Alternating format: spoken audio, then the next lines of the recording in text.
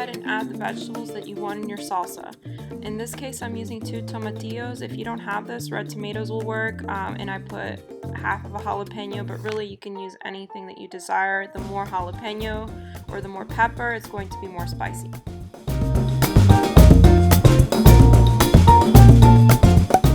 Okay, now we're going to go ahead and make our homemade enchilada sauce. So we're going to cook our chili powder. Once you put the chili powder in there, you're just going to move it around and make sure that it does not burn. So you just want to keep moving it around, and by that you just want to keep mixing it around in the pan or skillet that you have. You're going to cook your chili powder for about 1 minute until it turns to more of a darkish red color, and please make sure you keep moving it around so it doesn't burn. Here I'm adding just a little bit more oil because I felt like it was too dry, and again, we want to keep moving it around so I didn't want it to burn as well. Okay, so it's been cooking now, and you can see how it looks more of a pasty consistency.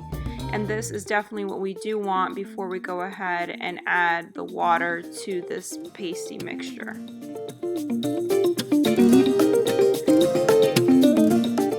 Okay, so once we've added in our water, we're going to want to turn up the heat from low to medium heat, and we're going to let it cook. Please make sure that you mix very well so the chili doesn't clump or burn at the bottom. So we want a really nice consistency where you don't see any clumps.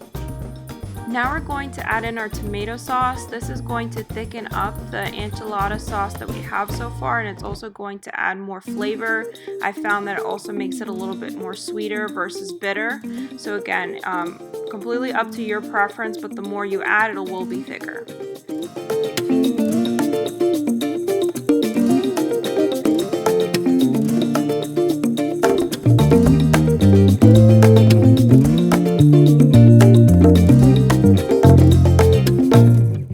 Okay, 2 more minutes into cooking, it's come to a nice boil.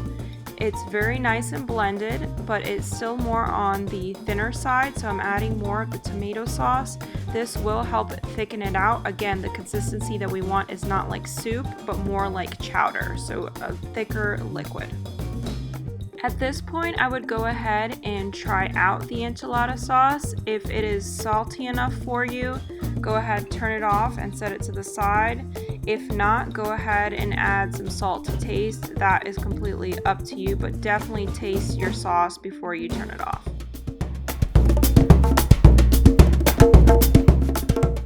Okay, our vegetables have come to a nice boil. How we're going to know if it's ready to be blended for the salsa is not by the tomatoes, but by the jalapeno. So what you're going to want to do is just take a fork and gently scrape it. If it's peeling very nicely, then that means it's completely ready to be drained and put into the blender. Once you drain it, cool it before putting it into the blender. Once it's nice and cool, add everything into the blender. So this will be your veggies as well as the optional salt. In this case, I use the Vegeta that's in the back, but you don't have to. And I'm also adding half of an avocado. This will give it a nice flavor as well as a thicker consistency. So I added 1 tablespoon of the Vegeta, and then I also added in some garlic powder for flavor.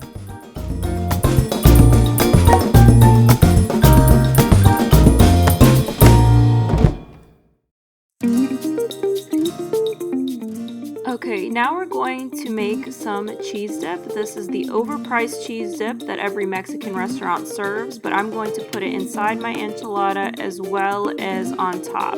So this is very basic, very easy to follow. I put cues because it's much easier than me talking, but I just wanted to show you how to make it. And again, if you make leftovers, I ate it with some chips on the side as well.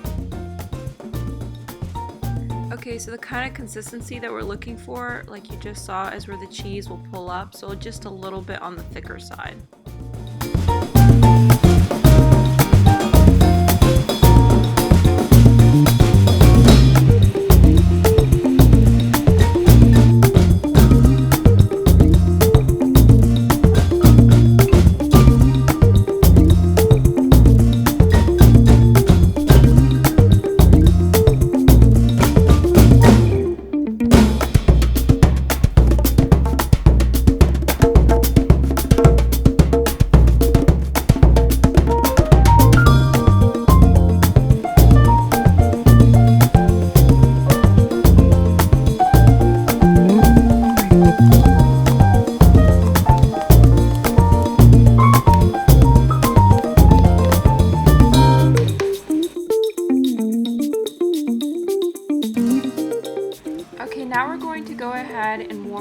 tortillas. So you're going to place the tortilla on your skillet or pan, and you're going to warm it up on high heat about 5 seconds per side, just so you see a little bit of the browning, and you're going to do this for each one. At this point, you should go ahead and also preheat your oven to bake the enchiladas, and it'll be at about 350 degrees. Now you're going to take your tortillas that are nice and warm, and you're going to coat them in the enchilada sauce that we made. Just make sure you coat each side nice and evenly so you don't see any of the tortilla. Everything should be all nice and red. Okay, now we're going to prep our baking pan, and all I'm doing is I'm taking a little bit of the enchilada sauce that we made, and I'm going to coat the bottom of our pan. This will make sure that it won't burn. It'll also cook the enchiladas in the sauce that's going to be on the bottom.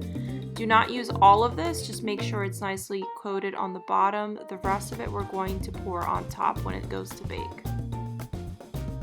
Okay, now we're finally going to get into filling our enchiladas. So we're going to take that chicken mixture that we made earlier, and we're going to put about 2 big spoonfuls in the middle of the tortilla. This will make it easier when we go ahead and start rolling it in a couple of seconds. Okay, so you're going to take one side and we're just going to roll it all the way across. This is not a burrito, it's just an enchilada, so it's nice and simple. Once you're done rolling it, you're going to place it in the pan, and you're going to do this with the rest of the tortillas as well. These are all my enchiladas that are nice and done. So next what I'm going to do is I'm going to add the enchilada sauce to the top. So we're going to evenly coat it. Don't smother it, just make sure there's a nice even layer on top. Okay, you guys thought we were done, but not yet. We're going to go ahead and we're going to add that nice cheese dip that we made. Again, like I said, the title is Loaded Enchiladas. So we're going to add our cheese dip on top and just evenly spread it all the way across. If it gets in the pan, that is perfectly fine.